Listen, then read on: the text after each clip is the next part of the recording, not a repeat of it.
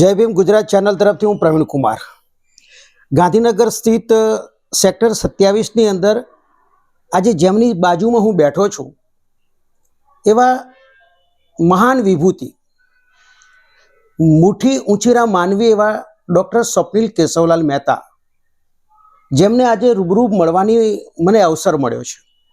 જય ભીમ ગુજરાત ચેનલ સમાજના જે આવા બહુજનોના મહાનાયકો છે એમના કાર્યને બિરદાવવા માટે અમે એમની રૂબરૂ મુલાકાત લઈ અને એમણે જે કરેલા કાર્યો છે એ કાર્યોને સમાજ સમક્ષ મૂકવાનો અમારો એક નવતર પ્રયોગ છે, એક અભિગમ છે। મને આપ સૌ બહુજનોમાં આશા અને વિશ્વાસ છે કે આજે મારી વચ્ચે મારી બાજુમાં મારી સાથે બેઠેલા ડૉક્ટર સ્વપ્નિલ કેશવલાલ મહેતા કે જેઓ એક ગુજરાતના ખ્યાતનામ બહુજન સાહિત્યકાર છે અને એમણે ખૂબ જ કટાક્ષ કહેવાય લોકોને સરળ ભાષામાં સમજી શકાય એવા પુસ્તકો લખ્યા છે અને સમાજને એક પ્રેરણા આપી છે, સમાજને એક માર્ગદર્શન આપ્યું છે, સમાજને એક નવી રાહ ચીંધી છે। આજે ડૉક્ટર સ્વપ્નિલ મહેતા કે જેઓ પાટણના વતની છે પરંતુ હાલ તેઓ ગાંધીનગરમાં રહે છે। આજે મારે એમની સાથે રૂબરૂ મુલાકાતની અંદર હું ડૉક્ટર સાહેબ આપનો ખૂબ ખૂબ આભાર વ્યક્ત કરું છું। આપ અમારી જય ભીમ ગુજરાત ચેનલ સાથે જોડાયા એ બદલ અમારી આખી સમગ્ર ટીમ આપનો આભાર વ્યક્ત કરે છે। ડૉક્ટર સ્વપ્નિલ કેશવલાલ મહેતા ખૂબ મોટું નામ રાખ્યું છે આપણે, તો મારે આપનો ડૉક્ટર સ્વપ્નિલ કેશવલાલ મહેતા વિશેનો પરિચય અમારા જે બહુજન લોકો છે એ જાણવા માંગે છે।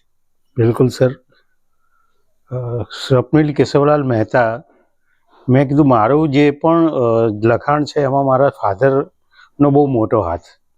એમણે મને કહી દીધું કે તારે પીએચડી સુધી ભણવાનું છે અને એમના જ્યારે હું પીએચડી થયો ત્યારે તો ફાધર હયાત નહોતા, પણ એમની યાદ મારા દરેક સાહિત્ય જોડે રહે, મારી દરેક પોસ્ટ જોડે રહે, એટલા માટે મેં એમનું નામ સાંકળીને નામ થોડું મોટું કર્યું છે।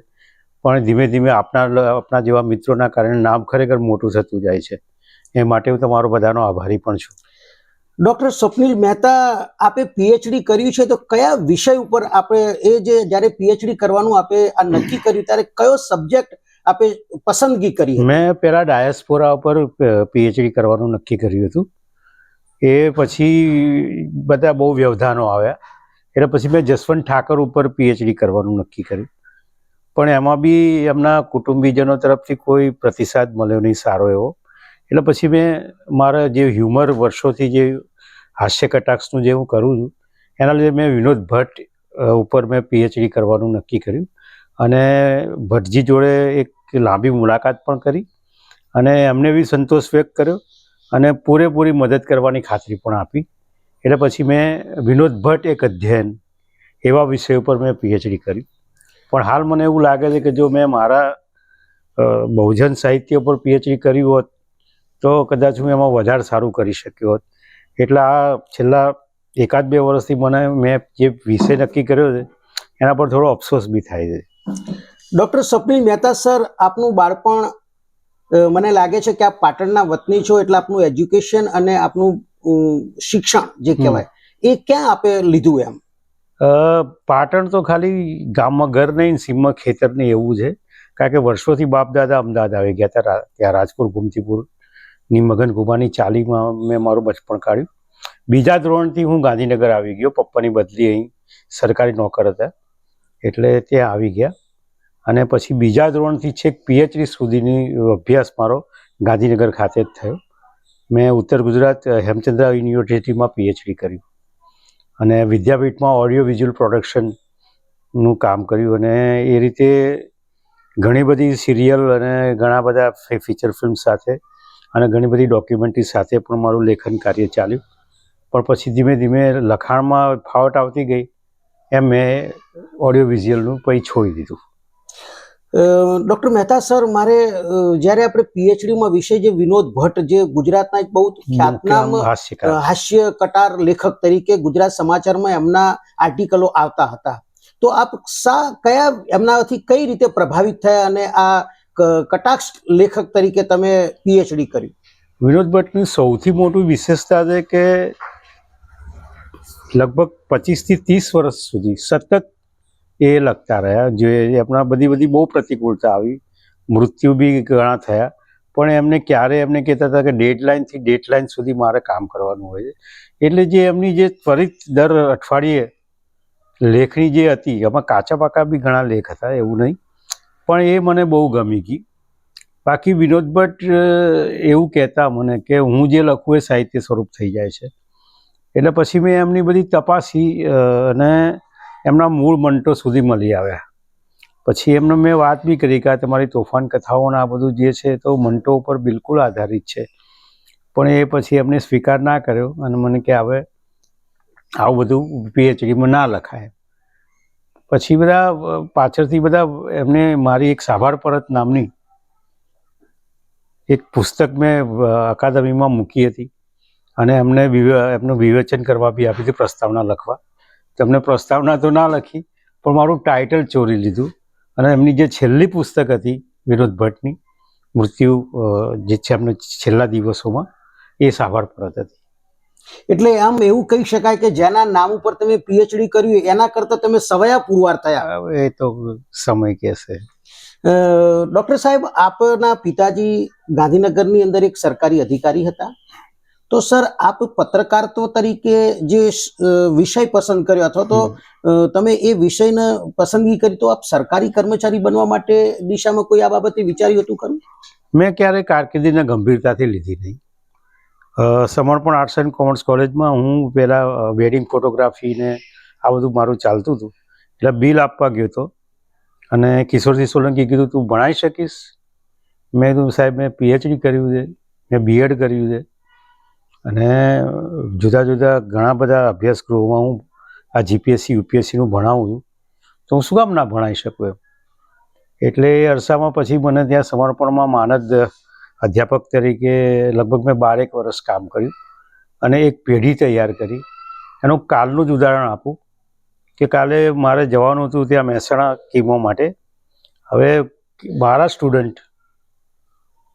બે સ્ટુડન્ટ મારા, એક જે અત્યારે ગુજરાત કોલેજમાં પ્રોફેસર છે અભિષેક દરજી, ડૉક્ટર અભિષેક દરજી, એ આજે મને કાલે ઘરેથી લઈ ગયા અને ત્યાં કોઈક પેલા ડૉક્ટરે પૂછ્યું તમે કોણ છો? કે અમે છોકરા છીએ એમના. એ વખતે મારી આંખોમાં આંસુ આવી ગયા કે હજુ સુધી ગુરુ શિષ્યનો સંબંધ હજુ આ લોકોએ અકબંધ રાખ્યો છે. એટલે એક આખી પેઢી તૈયાર કરવાનો મોકો મળ્યો. તમે જિલ્લા પંચાયતમાં જાઓ, તાલુકા પંચાયતમાં જાઓ કે બીજી કોઈ પણ સરકારી સંસ્થામાં જાઓ, મારો એકાદ સ્ટુડન્ટ તમને ઇઝી મળી રહેશે અને મારું કામ ક્યારેય સરકારીમાં અટક્યું જ નહીં, કારણ કે કોઈક ને કોઈક મારો સ્ટુડન્ટ મને મળી રહે કે સાહેબ તમે બેસો, તમારું કામ થઈ જશે. એટલે આ જીપીએસસી યુપીએસસીમાં અને ખાસ કરીને સમર્પણ આર્ટ્સ એન્ડ કોમર્સ કોલેજમાં, ભાષા નિયામકમાં, સ્પીપામાં જે વર્ષો સુધી મેં લેક્ચર લીધા ને એનું ફળ મને અત્યારે મળે છે.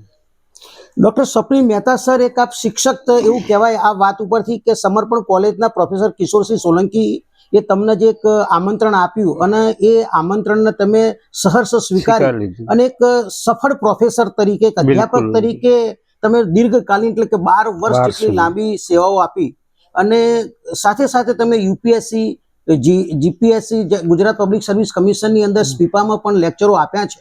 તો સર, બહુજન સમાજને આપનાથી કોઈ ફાયદો થયો હોય એવા બે ઉદાહરણો આપની પાસે? બિલકુલ.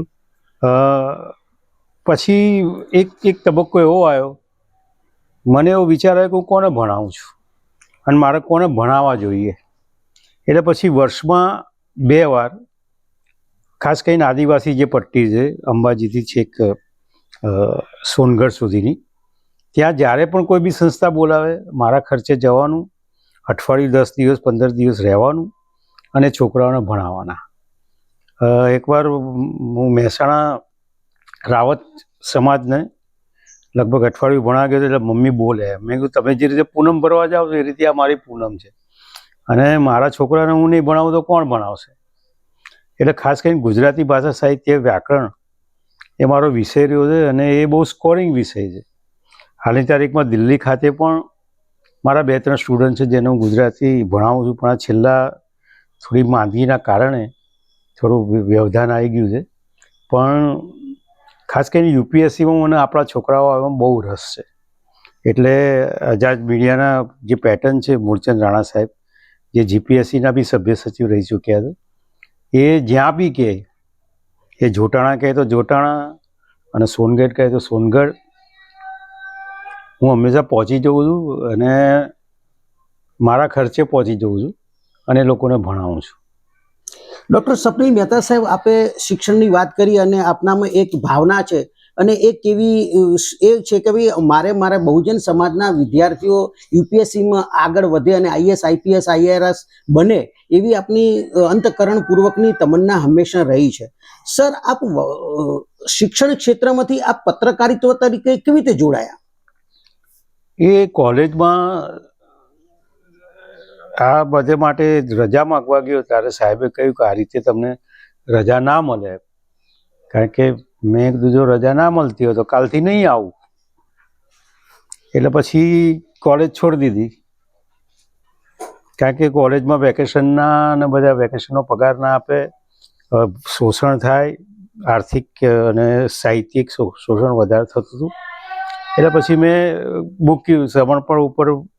મેં કીધું મારો વર્ગ કેટલું સમર્પણ નથી, મારો વર્ગ તો આખું ગુજરાત છે, ગુજરાતની બહાર પણ છે. એટલે મારો વર્ગ મોટો કરવા માટે મેં સમર્પણ છોડી અને ગુજરાતના લગભગ મોટાભાગના જે સ્પર્ધાત્મક પરીક્ષાના જે અભ્યાસગૃહો છે એમાં મેં મારું ભણાવવાનું શરૂ કર્યું અને સમર્પણમાં જે પગાર આપતા હતા તેનાથી 10 ગણો પૈસા હું કમાતો થયો. પણ એક સમય મેં ફરીથી આગળ પણ કહ્યું એમ એક સમય એવો પણ આવ્યો કે મેં કીધું મારે કોને પાસ કરવાના છે, મારા છોકરાઓ તો રહી જાય છે.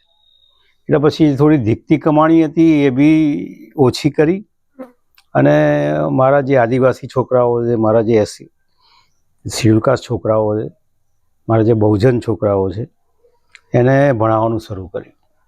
અને એમાં બહુ જોબ સેટિસ્ફેક્શન એટલું બધું આવતું. અને હમણાં એક સોનગઢની છોકરી છે જલ્પા ચૌધરી કરીને, એને આદિવાસી છોકરા જોડે લગ્ન કર્યા અને હમણાં એને મહાત્મા મંદિર આવી હતી. મને કે સર મને એપોઇન્ટમેન્ટ લેટર મળી ગયો. મેં તો બહુ સરસ બેટા, તું મને કે આ તમારા કારણે જ થયું. મેં કીધું એવું ના હોય, તું ડિઝર્વ કરે છે. આવા લગભગ 2200 થી 2300 છોકરા છોકરીઓ ને નોકરીમાં સહભાગી થવાનો મને બહુ પુણ્ય અવસર મળ્યો, જેનાથી મને બહુ સંતોષ છે. ડૉક્ટર સાહેબ, આપે એક આપની વાતમાં વાત કરી છે કે તમારી ધીકતી કમાણી હતી અને ખૂબ પૈસા તમે કમાતા હતા. જ્યારે આજે બહુજન સમાજ, જે ભણેલો ગણેલો જે સમાજ કહેવાય છે, જેને શિક્ષિત સમાજ કહીએ છીએ, જ્યારે આજે બાબા સાહેબના આંદોલનને ચલાવવાના બદલે જ્યારે એ લોકો પૈસાની પાછળ પડ્યા છે, સંપત્તિની પાછળ પડ્યા છે, ત્યારે તમે તમારી ધીકતી કમાણીને ઠુકરાવી અને જ્યારે તમે સામાજિક કામમાં અને જે લોકોને મોટિવેટ કરવાને અથવા તો એક તમે આદર્શરૂપ બનવાનો પ્રયત્ન કર્યો છે સર, તો એનાથી આપ અત્યારે સમાજને શું સંદેશ આપવા માંગો છો? એટલે આપણા ત્યાં છે ને બાબા સાહેબના નામથી નોકરી મળે ને, પણ પેંડા અથવા નારિયેલ તો આપણે માતાજીનું જ ચડાવીએ છીએ. આ સૌથી મોટો આપણો જે ડ્રોપબેક કહેવાય સમાજનો એ આ છે કે ઋણ, જેનું ઋણ છે એને ક્યારેય તમે, એટલે જે બાબા સાહેબ કહેતા હતા પડે હુએ લોકોને મુझे ધોખા દિયા, એ બહુ સાચી વાત છે. આપણા ત્યાં છોકરાઓમાં હાલની તારીખમાં બી જ્યારે એ થશે, જે નોકરી મળશે તો પહેલાં માતાજીનું નિવેદ કરશે. જો એના ખાલી 10% પૈસા બી જો સમાજમાં વાપરતા થાય. મારા એવા ઘણા છે, એક નાયબ મામલતદાર છે, નામ નહીં આપું, પણ એ જ્યારે બી કંઈ જરૂર પડે એને ફોન કરીએ ને, એટલે અમે હમણાં ત્યાં મેઘાણીનગર સેનમાં સમાજને ભણાવતા હતા અને પછી પુસ્તકોની જરૂર પડી તો મેં એને વાત કરી ભાઈને કે સાહેબ આટલા 50 પુસ્તકો જોઈએ છે. બીજા દિવસે એનો માણસ રિક્ષામાં એ પુસ્તકો આપી ગયો. એટલે ઘણીવાર આપણે કહીએ છીએ પણ એવા ઘણા બધા મિત્રો છે કે જે સમાજનું ઋણ ચૂકવવાનું ભૂલતા નથી. એટલે બહુ મિશ્ર લાગણી થાય. ક્યારે મેં ટેલ કોઈને નાખી નહીં, પણ જે એવું જરૂર પડે કે આ લોકોની આ સમાજને બહુ જરૂર છે અને મેઘાણીનગરનો એકદમ એરિયા એવો, તો ત્યાં પણ બહુ મજા આવી અને એ પુસ્તકો ત્યાંથી મળી રહ્યા. એ છોકરાઓને કેટલા સફળ થયા એ હજુ પૂછ્યું નથી, પણ એકવાર લેક્ચર લઈને ગયા પછી આપણે પછી બહુ એમની જ્યારે બોલાવે ત્યારે આપણે જઈએ છીએ. પણ છેલ્લા મારી બોડીના અથવા તો મારા રોગના કારણે હું આ ધીમે ધીમે એકાદ વર્ષથી આ બધાથી અપાટ થતો જાઉં છું. ડૉક્ટર મહેતા સાહેબ, આપ SC STના લેખકો, પત્રકારો, સાહિત્યકારો, કવિઓનું એક અખબારો, પાક્ષિકો વિશે અને ડેલી વિશે આપનું શું મંતવ્ય છે? શું સરકાર ઉપર આપણા અખબારો કોઈ અસર કરી શકે છે ખરા? થોડી કડવી વાત કહીશ, પણ કહેવી પડે એવી છે. આપણા ત્યાં દૈનિક ચલાવનારા બી મિત્રો છે, એક સાથે 5 દૈનિક ચલાવનારા બી મિત્રો છે, પણ એ લોકો આને મિશનરી પત્રકારત્વ જે ગાંધીજી વખતે હતું, જે આંબેડકર વખતે હતું, એ મિશનરી પત્રકારત્વ ટોટલી ધંધાદારી પત્રકારત્વ. અને આપણા જે પણ તંત્રીઓ છે, મારી ફરિયાદ હંમેશા એ જ રહી છે કે જે છાપવું, આપણા બહુજનના સમાચારો ના છાપ. પેલા તો દિવ્ય ભાસ્કરને સંદેશ ગુજરાત તો નથી જ છાપતા, એ નદી પાર ક્યારે જતા જ નથી, એ આપણી સમસ્યાઓને ક્યારે એ ઉજાગર કરતા જ નથી. એટલે એમને તો એમનું ધંધાદારી છાપવું, આપણે કહી બી ના શકીએ.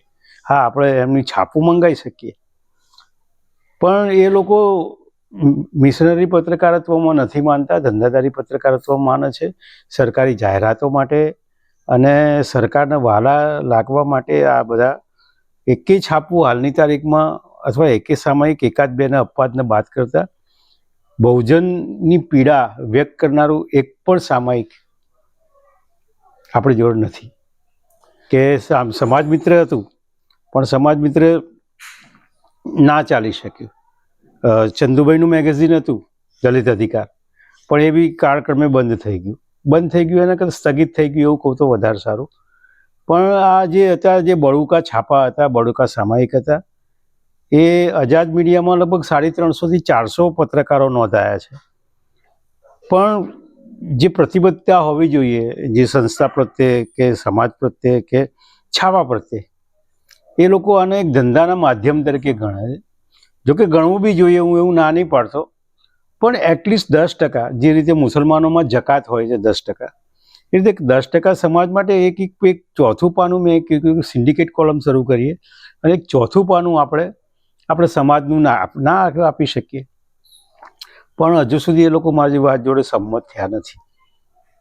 ડૉક્ટર સ્વપ્નિલ મહેતા સાહેબ, આપે સમાજ મિત્ર મેગેઝિનની વાત કરી, અને સમાજ મિત્ર મેગેઝિનના તંત્રી આમ તો રશીલાબેન પરમાર હતા, અને એમના સહયોગી એમના મિસ્ટર નટુભાઈ પરમાર, કે જેઓ એક સંયુક્ત માહિતી કમિશનર તરીકે સરકારી સેવામાંથી નિવૃત્ત થયા. એમનું પણ તમે નામ લીધું સમાજ મિત્રનું, તો મારે આપને પૂછવું છે કે જે અજાજ નામનું એક ઓર્ગેનાઇઝેશન આપે શરૂ કર્યું છે, તો એમાં અત્યારે હાલ આપ જનરલ સેક્રેટરી છો, તો જેમાં 400 જેટલા આપે કહ્યું કે પત્રકારો નોંધાયા છે. તો નટુભાઈ બાબતે અને ચંદુભાઈ મેહરિયાનું પણ આપે નામ લીધું છે, તો સમાજ પ્રત્યે એમણે પણ ઘણું કામ કર્યું હોય એવું માનવું છે આપ? બહુ જ કામ કર્યું છે. સમાજ મિત્રનું જો ઉદાહરણ આપું તો મારા જેવા લેખક તૈયાર કરવાનું જે શ્રેય છે એ સમાજ મિત્રને જાય છે. એ એવા ઉમદા તંત્રી કે સામેથી કે ભાઈ તારે લખવાનું છે, અને હું એ ચેલેન્જ પછી સ્વીકારી પણ લઉં. લગભગ એમના મોટાભાગના વિશેષાંકમાં મારા લેખ હશે. એટલે મારા જેવા ઘણા બધા લેખકોને તૈયાર કરવાનું કામ સમાજ મિત્રએ કર્યું છે. દલિત અધિકાર, ચંદુભાઈ જેટલા માયાળુ અને ચંદુભાઈ જેટલા લાગણીશીલ વ્યક્તિ મેં બહુ ઓછા જોયા. મારી બીમારી વખતે એમની પોતાની બીમારીની વાત કરી કે હું આટલા બધા પ્રોબ્લેમમાંથી પસાર થઈને બી સ્વપ્નિલ, જો હું અત્યારે છું તો તારે કંઈ ચિંતા કરવાની જરૂર નહીં. દર વખતે આ બધા મિત્રો આવે, સાંત્વના આપે, સજેશન આપે અને પ્રેરણા આપે. એટલે આ બહુ ઉમદા તંત્રી હતા દલિત અધિકાર અને સમાજ મિત્રના, કે જે તમને થાબડીને લખાવે અને છાપાવે બી ખરા. હમણાં નટુભાઈની એક પુસ્તક એ થઈ, તો નટુભાઈએ જ આગ્રહ કર્યો કે ભાઈ તારે પ્રસ્તાવના લખવાની છે. હું આપની પ્રસ્તાવના કેવી રીતે લખી શકું તો આપણા પુસ્તકની? પણ એમણે બિલકુલ મને કે તમે બહુ સારી લખશો, અને મને વિશ્વાસ છે કે તમે મને મારા પુસ્તકને ન્યાય આપશો. તો જ્યારે મેં એમનું લખ્યું ત્યારે પહેલું પક્ષ લખતા લખતા મારી આંખોમાં આંસુ કે જે નટુભાઈ લગભગ 20-25 વર્ષ પહેલાંથી મને આ રીતે પલટ્યો. એટલે આ બધા છાપા મેગેઝિનનો બહુ એવા અત્યારના કોઈ તંત્રી નથી કે જે બહુજન કલમને ઓળખી અને પછી એને વધુ પાકટ બનાવવાનો પ્રયત્ન કરે. એટલે થોડું દુઃખ થાય છે દલિત પત્રકારત્વ વિશે. ડૉક્ટર સ્વપ્નિલ મહેતા સાહેબ, આપ અત્યારે કહ્યું એમ કે થોડીક આપને ગંભીર બીમારી પણ હતી, જેના કારણે છેલ્લા 1.5 વર્ષથી આપ થોડાક બીમારીમાં હતા. તેમ છતાં તમારું આત્મબળ, મનોબળ અને આ વચ્ચે તમે હાસ્ય અને વ્યંગ લેખક તરીકે એક ખૂબ સારું ફેસબુક ઉપર અને આપની બુકો, ખાસ કરીને મેં આપની એક પુસ્તકનું વિમોચન અમારા કરવામાં આવ્યું હતું, તો એની અંદર આપે વાંદરાની નિસરણી એ એક સરસ મજાનું એક પુસ્તક નાનકડું લખ્યું છે અને એમાં સમાજને આપે ખૂબ મોટી પ્રેરણા આપી છે. તો એ વાંદરાની નિસરણી બાબતે આપ સમાજને શું સંદેશ આપવા માંગો છો? એ વક્રોક્તિ અમારે ટીવાયમાં ભણવામાં આવતી હતી કે તમારે કોઈ પણ વાત કહેવી તો વક્રોક્તિથી કરશો તો વધુ અસરકારક રીતે પહોંચશે. એટલે મૂળ તો એ પુસ્તકનું નામ સાભાર પરત જ હતું અને સંદેશમાં એક કોલમ પણ આવતી હતી. એ કોલમના જે પણ લેખો થયા એનું સંકલન મેં સાભાર પરતના નામે સાહિત્ય પરિષદમાં મોકલાયું. પણ સાહિત્ય પરિષદમાં ભાઈ મારા કેટલાક અંગત મિત્રોએ બી એવું કહ્યું કે સફરભાઈ તમે ટાઇટલ બદલી નાખો તો તમે બીજા જ દાડે તમને એપ્રુવલ આપી દો. પણ હું બી થોડો એ કીધું ના, હું મારું ટાઇટલ નહીં બદલું. પણ પછી એક સમય કહ્યું હવે પુસ્તક પ્રકાશિત કરવું પડે, એટલે પછી ના છૂટકે મેં આ પુસ્તકનું નામ બદલી અને વાંદરાની નિસરણી રાખ્યું. પણ પક્કે એના મૂળમાં વિનોદ ભટ્ટ હતા એવું મને પછી એ ભાઈએ બી કહ્યું કે કારણ કે વિનોદ ભટ્ટની ખુદની પુસ્તક સાભાર પરત તરીકે આવી ચૂકી હતી. એટલે હવે બીજું જે પુસ્તક થઈ રહ્યું છે એનું નામ હું સાભાર પરત રાખવાનો છું. એટલે ડૉક્ટર સ્વપ્નિલ મહેતા સાહેબ, હજુ પણ આપ એક જુઝારૂ વ્યક્તિત્વ તરીકે આપ આગામી દિવસોમાં પણ આપનું લેખન કાર્ય આવી બીમારી વચ્ચે પણ આપ ચાલુ રાખવા રહ્યા છો. તો જય ભીમ ગુજરાત જે ચેનલ છે આપને દીર્ઘાયુષની પ્રાર્થના કરે છે. અને સાથે સાથે મારે બીજી થોડીક બાબા સાહેબ આંબેડકર વિશે વાત કરવી છે. આપ એક પુસ્તક લખ્યું છે, આવા હતા ડૉક્ટર બાબા સાહેબ. તો આ પુસ્તક આપ જ્યારે લખ્યું ને બાબા સાહેબના નાના નાના આર્ટિકલ આમાં આપે લખ્યા છે, તો બાબા સાહેબે જે સમાજને આપ્યું છે એ બાબતે આપના મંતવ્યો, આપની અનુભૂતિ, આપનો સમાજ પ્રત્યેની જે લાગણી છે, અને આપે ખાસ એક કહ્યું કે 18મી માર્ચ 1956ના દિવસે ડૉક્ટર બાબા સાહેબ આંબેડકરે એવું કહ્યું કે મને ભણેલા ગણેલા લોકોએ દગો દીધો. તો સર, આ બાબતે આપ સમાજને શું સંદેશ આપવા માંગો છો? એટલે એકવાર આઝાદની મિટિંગમાં જ કોકે કહ્યું કે ભણેલા લોકોએ બાબા સાહેબને દગો કર્યો છે, એ વિશે તમારે શું કહેવું છે? એટલે મેં કીધું કે મેં નથી કર્યો. આ મેં નથી કર્યો એની જે ઉદાહરણ છે આ પુસ્તક. આવા હતા આપણા બાબા સાહેબ. ગાંધીજી વિશે નાનપણથી પ્રાથમિક શાળાથી લઈ અને છેક ટીવાય બીકોમ સુધી ગાંધીજી વિશે બધું બહુ વાંચવા મળ્યું. એમની પેન્સિલ ખોવાઈ ગઈ હોય અને આ બધા નાના ગાંધીજીના જે બહુ નાના નાના પ્રસંગોને બી ગાંધી યુગના લેખકોએ ઉજાગર કર્યા છે. તો બાબા સાહેબ કોઈ શુષ્ક વ્યક્તિ નહોતા. બાબા સાહેબને બી પીડા થતી હતી, બાબા સાહેબને બી આનંદ થતો હતો, બાબા સાહેબને પણ ખુશી થતી હતી. બાબા સાહેબના બી પોતાના ઉલ્લાસો હતા. બાબા સાહેબનું પોતાનું બી જીવન હતું. બાબા સાહેબની સેન્સ ઓફ હ્યુમર બહુ સરસ હતી. તો એમના શું કામ પ્રસંગો ઉજાગર ના થાય? બાબા સાહેબ શિકાર કરવા ગયા એ બી આની અંદર તમને જોવા મળશે. બાબા સાહેબ એક ત્યાંથી હરનટો નામનું હરણ એમની સિમેન્ટવાળી ચાલીમાં લઈને આવ્યા હતા, એ પણ તમને પ્રસંગ જોવા મળશે. પંડિત મદન મોહન માલવીયાને જે જવાબ આપ્યો સખત, એ પણ તમને જોવા મળશે. બાબા સાહેબના જે બહુઆયામી વ્યક્તિત્વ હતું એ આમાં લગભગ 34 જેટલા પ્રસંગો છે બાબા સાહેબના કે તમને બાબા સાહેબની બિલકુલ નજીક આપણે ખાલી બંધારણવાળો બાબો તરીકે ઓળખીએ છીએ એની જગ્યાએ બાબા સાહેબનું એક વિશિષ્ટ રૂપ તમને આ પુસ્તકમાં જોવા મળશે.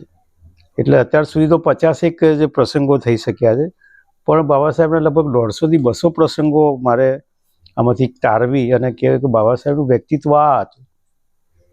બાબા સાહેબની મુસાફરીઓમાં બી જે એમનું મોટું ઉચેરા માનવી તરીકે જે તકલીફો પડી અને એમાંથી બહાર આવ્યા, ત્યાં એમને જાસૂસ સમજી લીધા વિદેશમાં પહેલી વખત. પછી એ બધા પ્રસંગો એટલા બધા અદ્ભુત પ્રસંગો છે. બાબા સાહેબના મિસિસ રમાઈ એ એમના સસરાનું શ્રાદ્ધ કરવા માટે બાબા સાહેબને મનાઈ લે છે. તો બાબા સાહેબ એ વખતે 40 જે હોસ્ટેલના છોકરા એ લોકોને બોલાવી કારણ કે આમને તો મટન મરઘી જ ખવડાવવાની છે. તો કે કોઈ પેલા એમને કીધું ભાઈ આ શ્રાદ્ધમાં થોડી મટન મરઘી ખવડાવવાની હોય, કે ના તો તું કહી દે લોકો હોટલમાં ખવડાવીશ. તો બાબા સાહેબે એમનું પિતાનું શ્રાદ્ધ એવી રીતે ઉજવ્યું હતું. હવે આવા પ્રસંગો આપણને ખબર જ નહીં કે કેટલા ક્રાંતિકારી વિચારો હતા. એટલે આ પુસ્તકમાં એ બધા આપણે સંગ્રહ કર્યા છે કે જેથી કરીને ખબર પડે કે બાબા સાહેબ શું હતા અને માનવીય લક્ષણો કેવા. તમે કહું મુસલમાનો એમની શરણે આવે છે. એ વખતે બાબા સાહેબ કાયદા મંત્રી છે અને પંજાબી, શીખ અને હિન્દુઓ લોકો ટોળે વળી જાય ત્યારે સિંહની જેમ પગે બહુ દુખતું હોય છે બાબા સાહેબના પેલા ડાયાબિટીસના કારણે. માર ઊંઘ આવી હોય છે તો એ બાબા સાહેબ કહે છે કે હું ભારતનો કાયદા મંત્રી છું, ખબરદાર જો આ મુસલમાનોને તમે ઈજા પહોંચાડી છે. તો આવી સિચ્યુએશનમાં હવે એવું તમે હું ચેલેન્જ મારીને કહું છું, તમે આ બધા પ્રસંગો નહીં જ સાંભળ્યા હોય અથવા નહીં જ વાંચ્યા હોય તો આ બધાને મારે બહાર લાવવા હતા કે યાર બાબા સાહેબનું તમે બહુ આયામી વ્યક્તિત્વ જુઓ. બાબા સાહેબને કેટલાક બંધારણ પૂરતા સીમિત ના રાખો. બાબા સાહેબના એનાથી બી અઢળક કામો છે જે આપણા માટે કરેલા છે. એટલે એ મારે મૂળ બહાર લાવવા છે અને ધીમે ધીમે એ થઈ રહ્યું છે. સર ડૉક્ટર મહેતા સાહેબ, આપે બાબા સાહેબની વાતમાં મદન મોહન માલવિયાની વાત કરી, તો ડૉક્ટર મદન મોહન માલવિયા હિન્દુ બનામ હિન્દુ નામનું એક એમણે પુસ્તક લખ્યું છે. બિલકુલ. એમાં ડૉક્ટર બાબા સાહેબ આંબેડકર વિશે એવું કહ્યું છે કે ભારતના તમામ બ્રાહ્મણો જો ડિબેટમાં બાબા સાહેબની સામે આવે તો પણ એમને બાબા સાહેબને હરાવી ન શકે. તો બાબા સાહેબના આ વિશાળ વ્યક્તિત્વ વિશે 2 શબ્દો સમાજને કંઈ કહેશો? તમને કહું, એકવાર પંડિત મદન મોહન માલવીયાએ છે ને બાબા સાહેબની મસ્કરી કરી કે તમારા સમાજના જે લોકો છે ને બહુ કાળા છે, એટલે તમે બાવળની છાલનો પાવડર ગર્ભવતીને આપો ને તો છોકરા થોડા વ્હાઈટ થાય અને અમારા જે સવર્ણોને એનો રોષનો ભોગ ના બને. તો બાબા સાહેબ કે તમારું સજેશન બહુ સરસ છે, પણ કર્ણાટકના અને મહારાષ્ટ્રના અને જે સાઉથના બ્રાહ્મણોની સ્ત્રીઓને તમે પહેલાં આ પ્રયોગ કરાવો, કારણ કે એ તો અમારાથી બી વધારે કાળા હતા બ્રાહ્મણો. એટલે પછી મદન મોહન માલવીયાનું મોં પડી ગયું કે તમે ખરેખર વકીલ જ છો ને આવી દલીલ કરી શકો છો. એટલે આ પંડિત મહામહાન બી માલવીયાને બી જવાબ આપવામાં બાબા સાહેબ કંઈ પાછી પાની નહોતી કરી.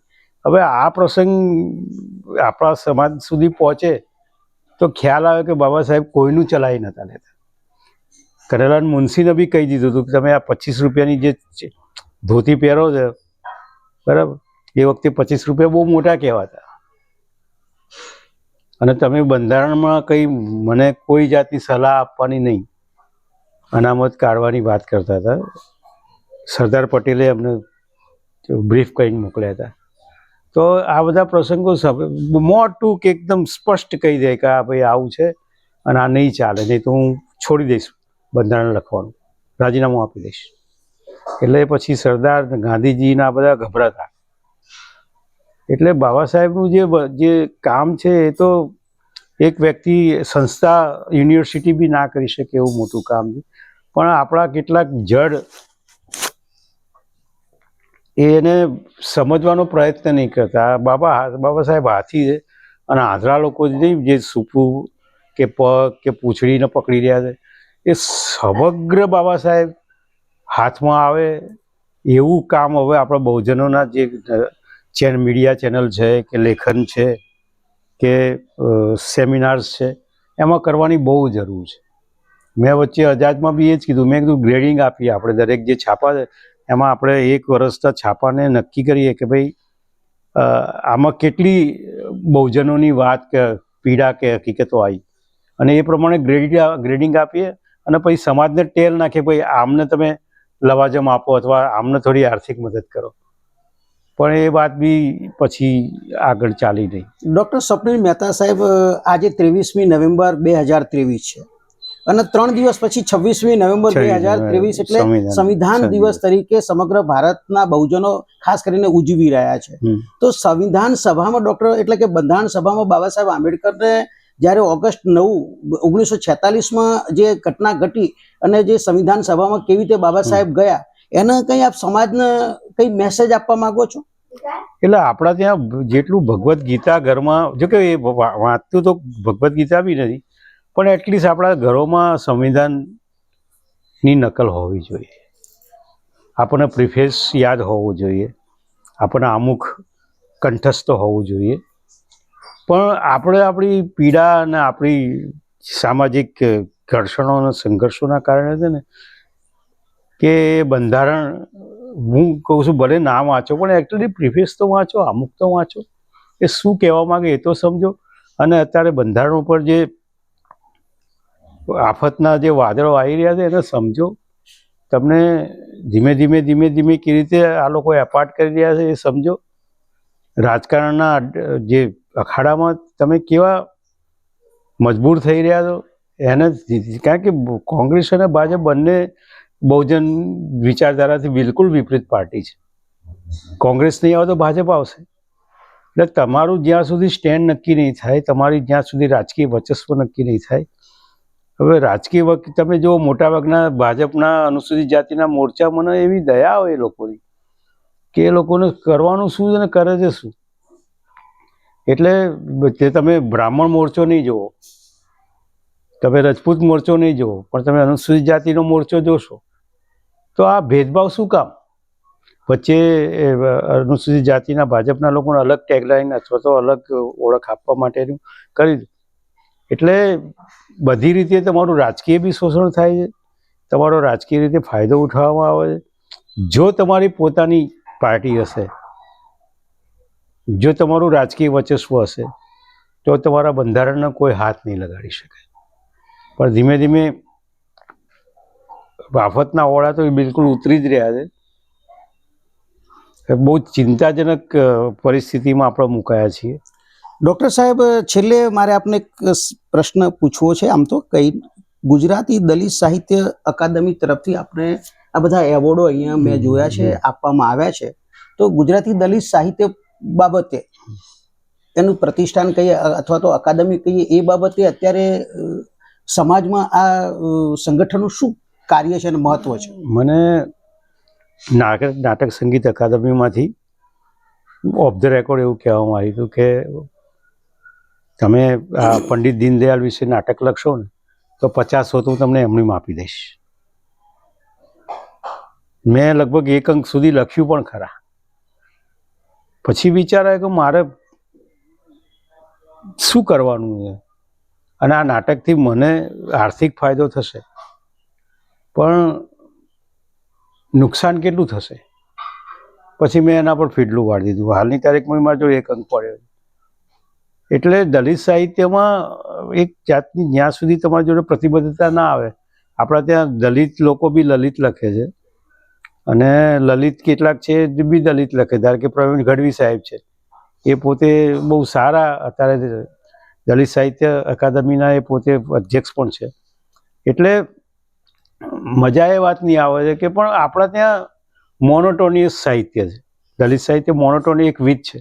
અત્યારે બી કોઈ ઠાકોર અથવા કોઈ સ્કૂલમાં પાણીનું માટલું અલગ રાખે.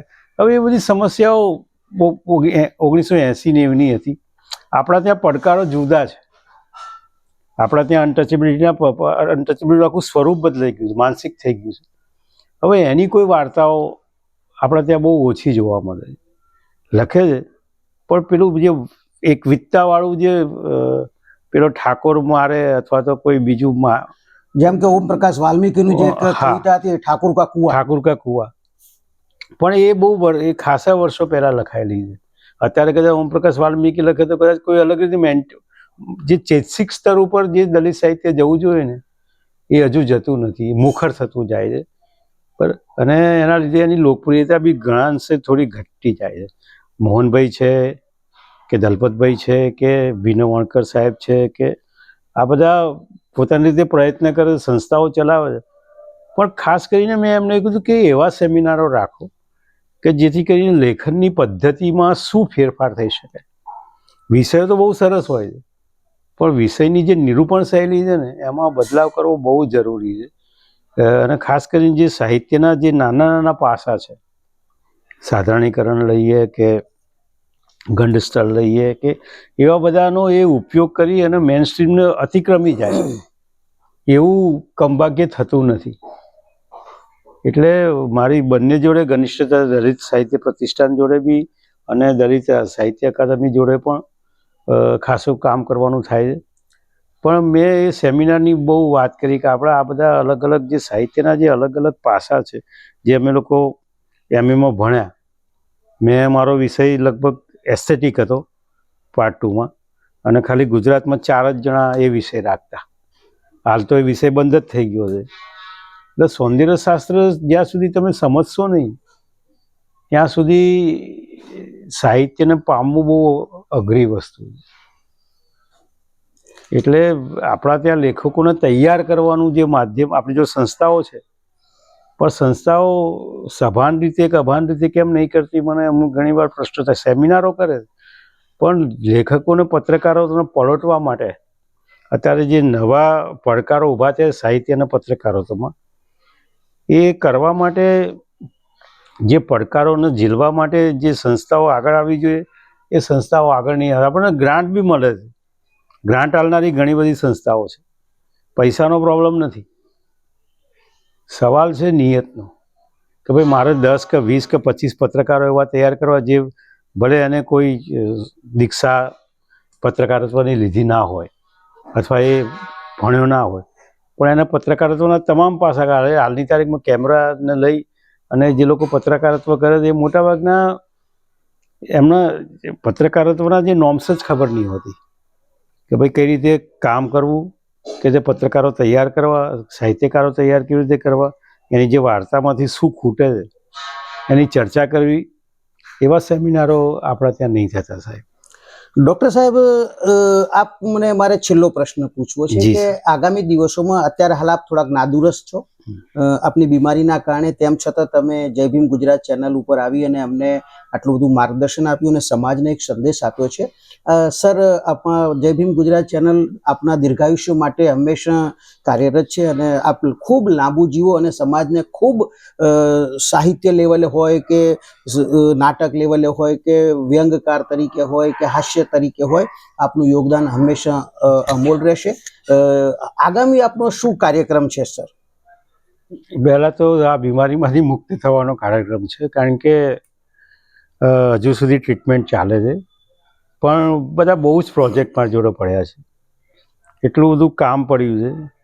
મારો 1 વર્ષ સાવ નિષ્ક્રિયતા પૂર્ણ રહ્યો, છતાં પણ મારાથી જે લખાયું એ મેં લખી અને પ્રયત્ન કર્યો છે અને હાલની તારીખમાં એ લોકો સુધી પહોંચ્યો છે. એના ફીડબેક મને તરત જ મળતા જાય છે. જે રીતે નાટકમાં ક્વિક રિસ્પોન્સ હોય ને એ રીતે આ ફેસબુક પર બી ટ્રોલ બી ઘણા કરે, ઘણા સરાહના બી કરે, ઘણા કહે છે કે આમાં ખબર જ નહીં પડતી તમે શું લખ્યું છે.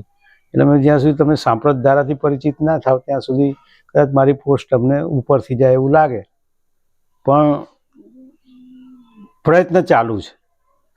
અને પેલા જે બિરબલમાં અકબરે કીધું ભાઈ તમે એક કુંડમાં દૂધ નાખજો છાનામાના, એટલે અકબર કે એવું ના હોય, સોરી કે બિરબલ કે એવું ના હોય, બધા પાણી જ નાખશે, કારણ કે છાનામાના નાખવાનું કહ્યું છે.